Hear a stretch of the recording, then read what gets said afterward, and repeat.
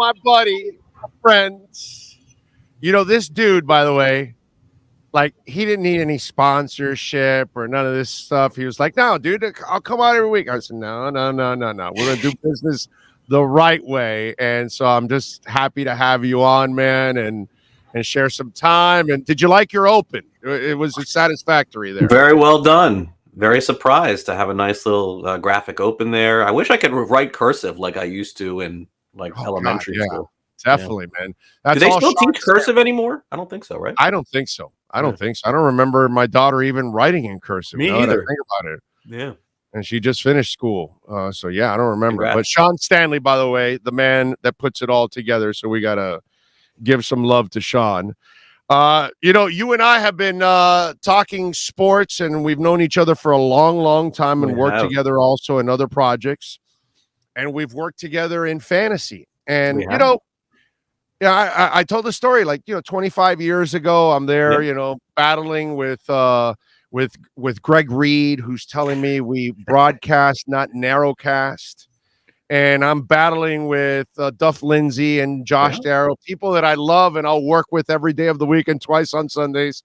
And I'm telling them about 25, 26, 27 years ago, hey, look, this fantasy football thing, it's going to be big. It's going to be so big, it'll get two baseball players to fight about it down the line, okay?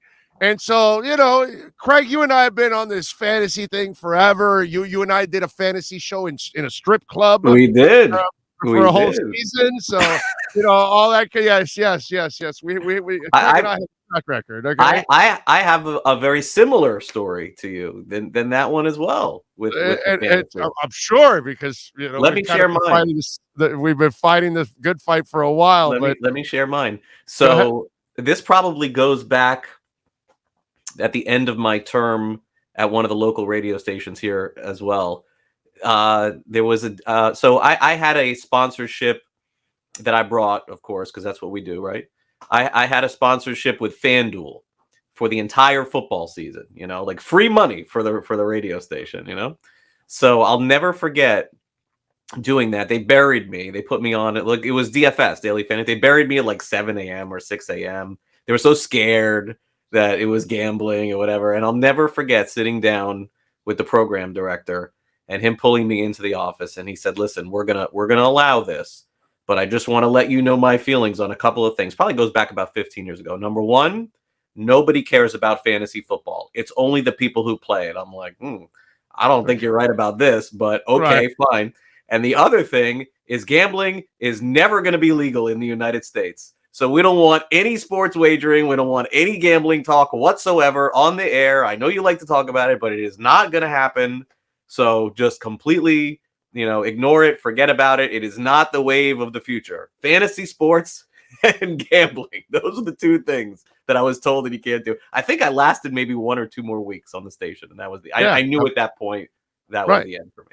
I know, I as I've talked about before, what happens with us in our business, people don't know this, that a lot of our bosses have never done what we've done. So it's hard for them to tell us what really works and what doesn't when we're the ones actually doing the job. You know what I mean? But it's just, that's just the way it is, man. But it's just crazy how now we have the Tommie Pham Peterson situation. Yeah. And by the way, no, they threw Mike Trout into this thing now. Which Tommie was like, "No, Mike Trout's the worst commissioner in the history of fantasy football." Yeah. And by the way, I hate to be, a little cruel on this. Okay, so Mike Trout doesn't do a good job of promoting his own league and himself. You want him running your fantasy football league too at the same time? I don't think he's going to use a lot of energy for that either. You might have picked somebody else that might be a little bit more motivated and into it. You know what I mean? Mike Trout is a fabulous player, one of the greatest players of all time. But damn, dude, he is just as quiet and unassuming as it gets, man. It's just crazy stuff. Yeah, really a lot of this is brought to the light. I've known about this for a long time. I don't know how far I can go with it, but I have played in the past and still do currently play, Big O, with and I am part of a Major League Baseball's team's fantasy league. I'm in one. I've been in one now for about 5 years. So I know what the stakes are. I know what the chatting is. I've seen all of this before. An active participant still to this day. And I'm also an active participant in a league with former Major League Baseball players where the stakes are pretty high too. I mean, I would take it back. The stakes in that one are probably about like 500, so it's not that much. But the Okay. stakes in the current like active Major League Baseball one that I do play in is significant. So I understand the nature of this, and I understand why this gets so much attention. But Orlando, what I would wonder is, it's like, did Tommy Pham just sort of seal his fate in Major League Yeah. Baseball? Like, I Yeah. mean, like, just basically outing the amount of money and what goes on in these leagues. Like, I mean, he's going to be a free agent again at the end of the season. And Big O, they love playing fantasy football, and it's like all of Yeah. a sudden now it's like, oh my gosh, now everyone knows that we have these high stakes involved. Which, So I by the am way, curious. if it wasn't fantasy, they're gambling about something else, dude. If it's not dominoes or something, you and I have been going into clubhouses for years. They gamble Cards. all the time, dude. It's kind of what they do. Baseball players have so much damn time on their That's hands right. that's what they do. A lot of is gambling, like you said, cards and anything else, man. You know, they're probably gambling on who can spit their chew farthest or something, dude. You know what I mean? It's just Yeah, that's the kind of stuff that they do. That's who they are. But yeah, he is going to be a bit of a pariah. I think so. He kind of went Will Smith, and so yeah, Right. yeah, yeah, Yeah, he yeah. did. He I did. don't think it's listen, the slap is obviously, like just absolute stupidity. But beyond that, my bigger concern is, again, is you have 30 teams, you have 30 fantasy leagues, and let's just use Major League Baseball as the example. I can't speak for every team because I don't know, but let's just say the buy-in is $1,000. Let's use it at that. I mean, like, it's not a lot of money for them. For some people, it's not a lot of money. Oh, chump Maybe change for for us them. either. But it sort of opens that door. Like, wait a second. Like, wait. So Right. you're telling me that every team is throwing down 12 grand, 15 grand into a fantasy league I mean, and that's where Tommie, I don't know that he was really thinking this through because, Well, hey, you know, you, listen, as long as it's not fantasy baseball, that would have been the real killer right there. So at no, least it's no, no. fantasy football. I don't think that's egregious at all.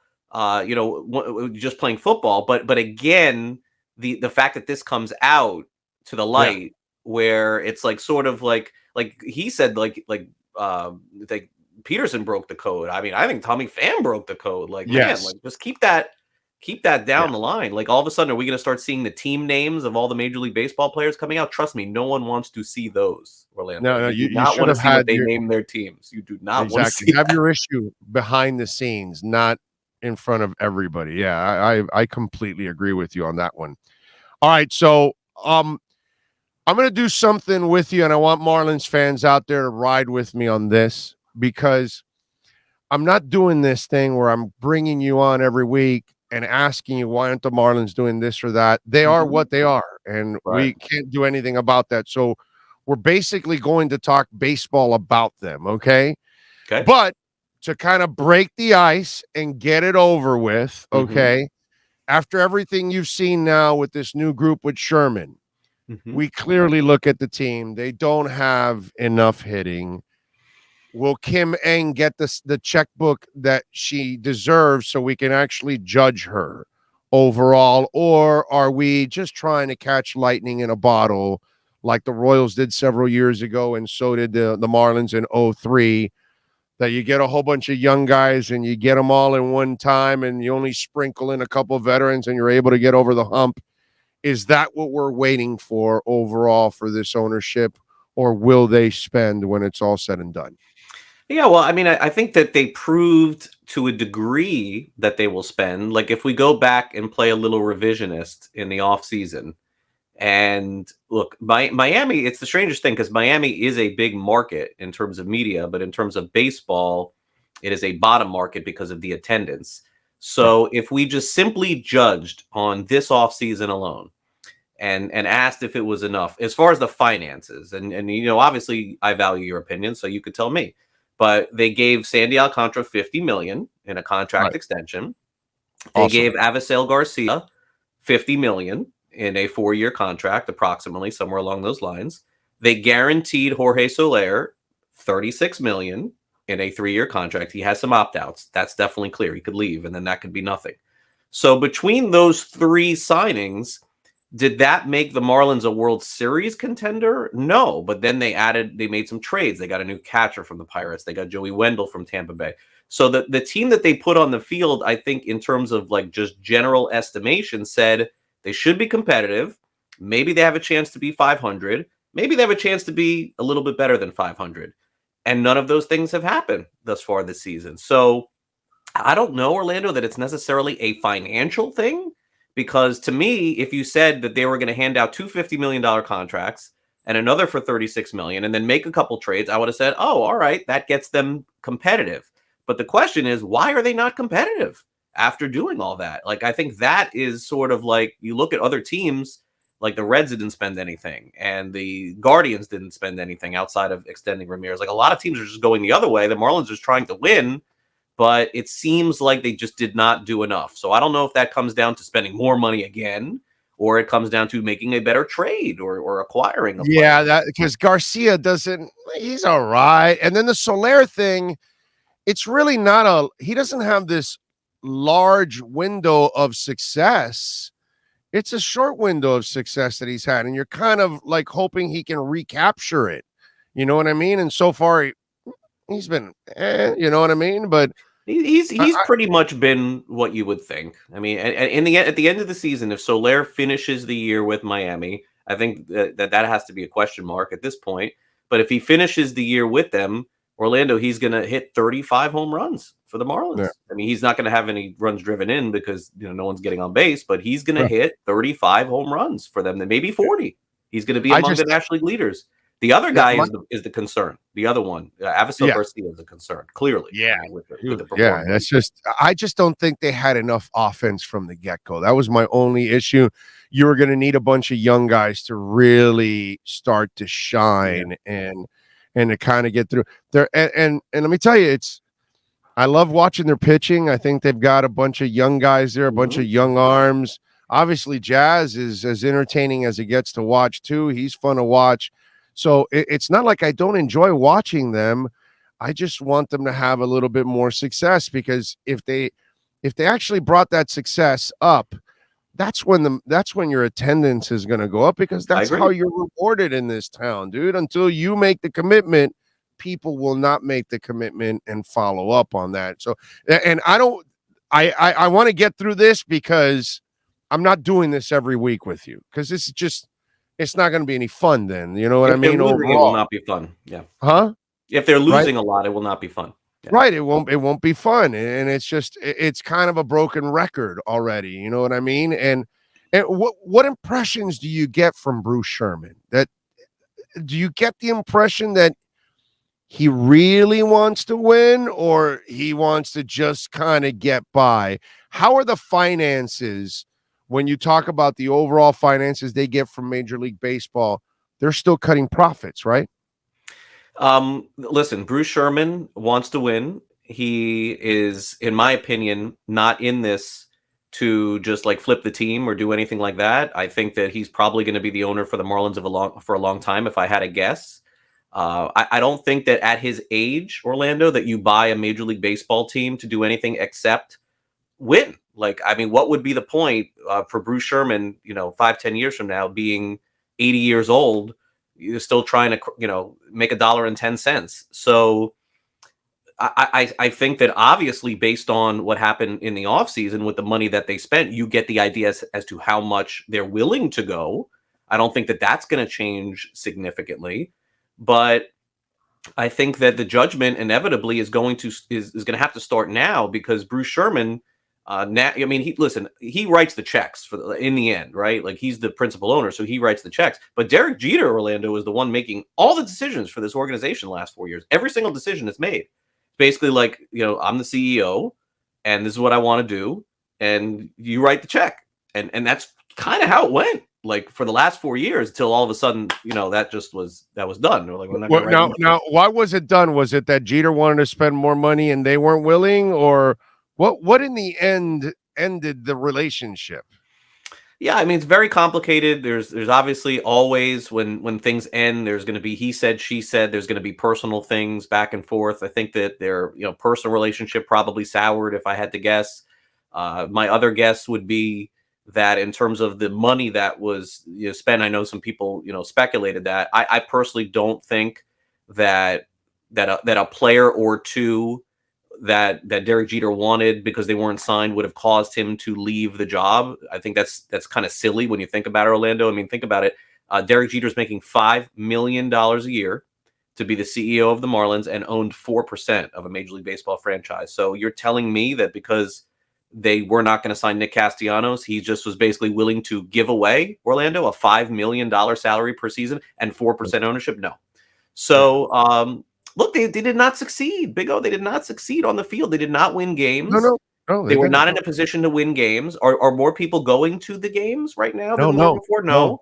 Do they have more sponsorship? You can't keep bragging about your minor leagues, bro. It's Major League Baseball, not minor league baseball. Yeah. And that's the problem. But we see that the one thing that was done under the Jeter watch the last few years, you did reload the minors now. You do have more talent in the minors now. You have more of a canvas to work with now.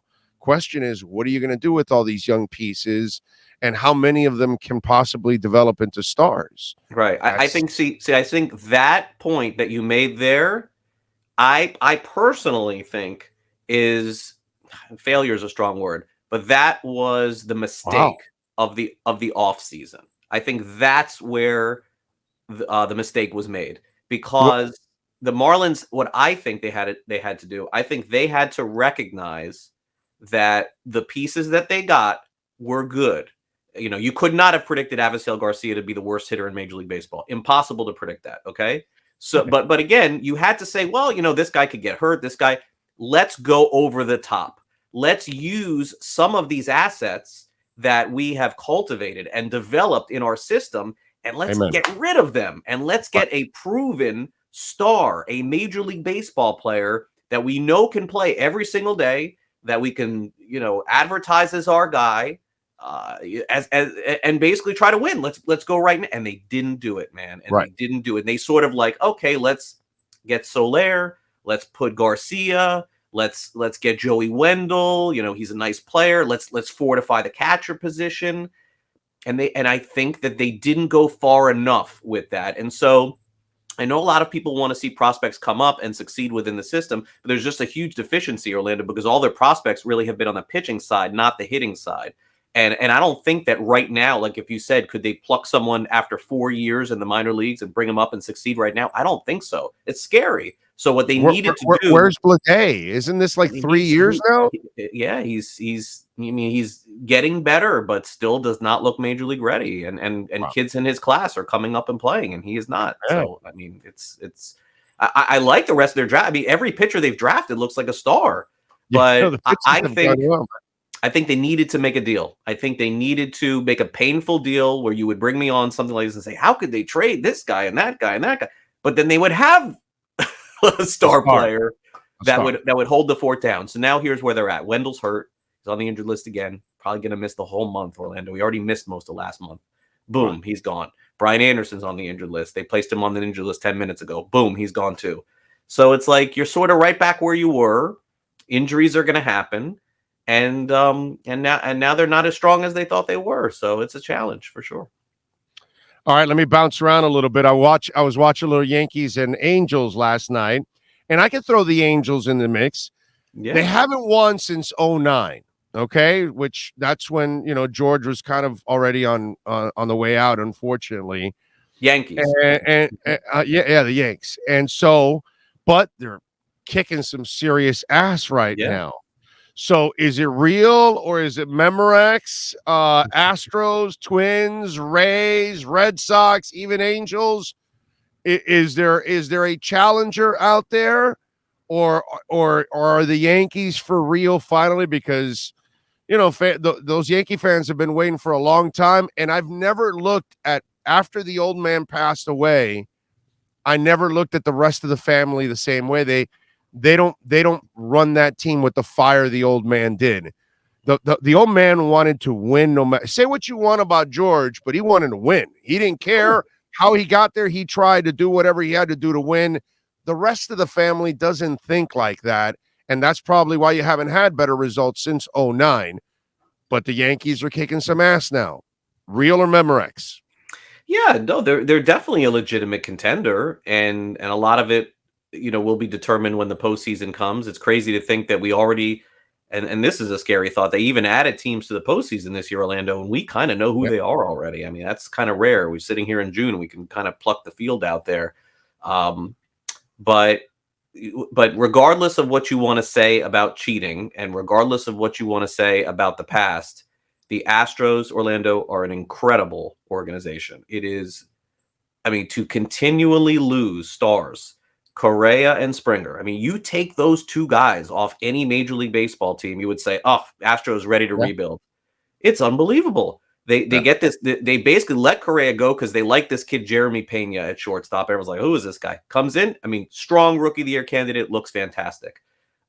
Their window just never ends. Yordan Alvarez. This guy's a DH. He 30 home runs. Kyle Tucker 30 home runs.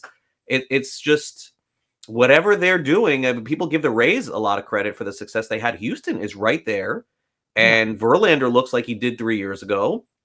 And what's going to happen? They're going to add guys in July too. So Houston and New York, Orlando, for me, are the favorites. And from a wagering perspective, betting, I would take Houston. I mean, I think that Okay, team so is going right back where they were again.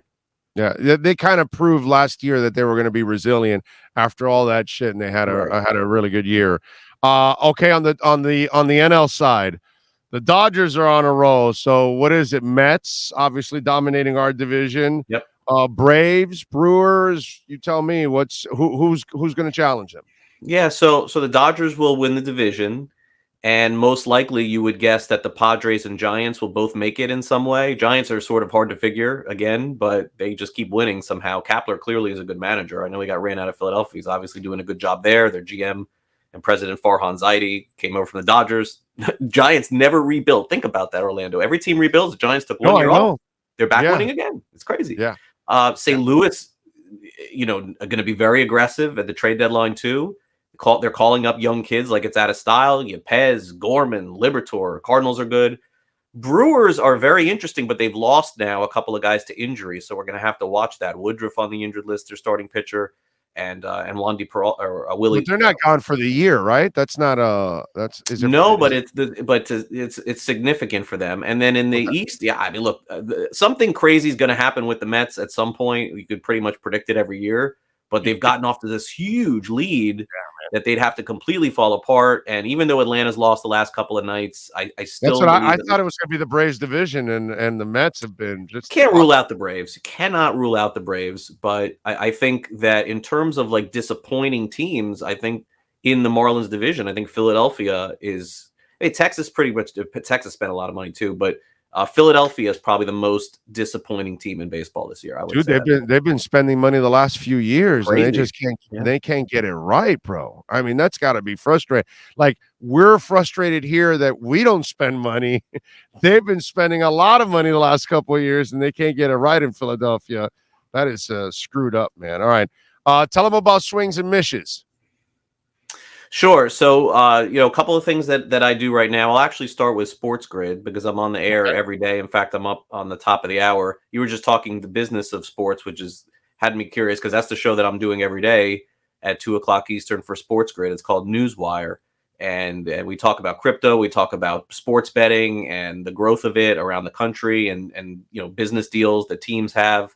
It's a new venture for me, but I'm really enjoying it. That's at 2 o'clock every day. And then I host a fantasy show at 11 a.m. So I have this gap of time that I'm able to talk to you. And then the Swings and Mishes podcast is based around the Miami Marlins. It's been honestly, Orlando, a labor of love. Started off real hot, got a lot of sponsors, and then year after year, it's been tough, man. Like they're just not winning. It's harder and harder for me to do these things with all the other things I have going on, but trying to stay consistent as much as I can with it. And we're usually going about once a week or once every other week. I would tell you that we will have a very big episode tomorrow because someone, and I don't want to get too far into it because got to get it all confirmed, but someone from the Marlins front office is going to be on my podcast tomorrow. So I know that so many people are going to have questions. I'm going to try to get all of those answered tomorrow. All right. So there you go. Got to tune in to Swings and Mishes tomorrow, baby. Follow him on Twitter at Craig Mish. And now you can catch him every week here in the batter's box, baby, on Wednesdays at 1 o'clock. Craig, as always, thank you, my brother. I appreciate you. Welcome to the family. Thank you for taking some time. No, of course. I look, I mean, I feel like you and I have been linked doing this. You mentioned, I mean, I feel like it's probably been about 20, 25 years that we've been doing things, together. So proud of everything that you've been able to accomplish.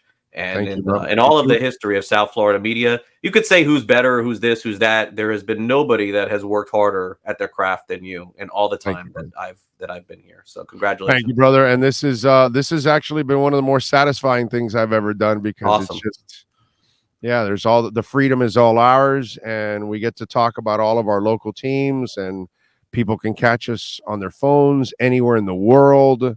So it's really cool being able to connect with South Florida fans all over the world. And I'm so glad we're able to add, obviously, you to the family and be able to talk a little baseball. And I know, baseball and soccer and hockey are the ones that are not as loved, but it's up to them to do their parts so we can kind of get them over the hump there. You know what I'm saying? But absolutely. But we definitely. I thought everyone was saying the Panthers were going to play for the championship or win the championship, and and that did not happen. So I definitely think we have a bright future. All of the South Florida teams seem to be somewhat compelling, but it does seem like that last hurdle needs to be climbed for all the teams.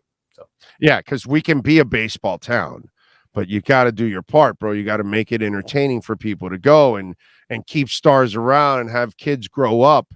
One thing I give credit to the Panthers is kids have been able to grow up with Barkov, Huberto, and Ekblad. So there was a generation, something that we're never able to do.